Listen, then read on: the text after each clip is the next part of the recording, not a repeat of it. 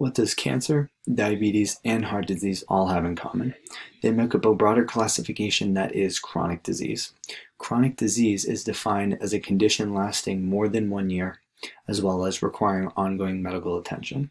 It is important because chronic disease is responsible for 7 out of every 10 deaths in the US, stacking to an overwhelming 1.7 million deaths per year in the US alone. You can see in Figure 1 that chronic disease is also the leading cause of death worldwide, and while it is the most lethal, it is also the most preventable.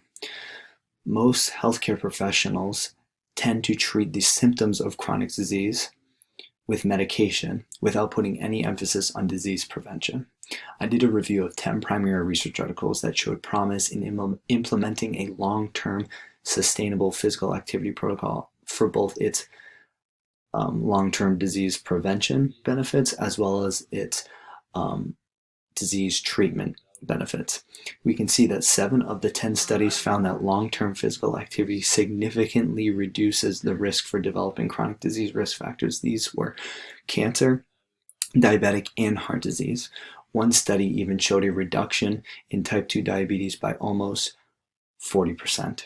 6 of the 10 studies found that physical activity improves conditions related to chronic disease such as hypertension, BMI, cholesterol, and glycemic control, as well as improvements in overall chronic disease prevention or prognosis.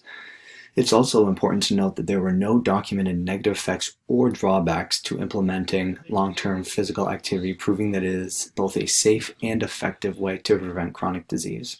So I would challenge healthcare providers to begin to emphasize physical activity for its long-term disease prevention benefits as well as its chronic disease treatment benefits.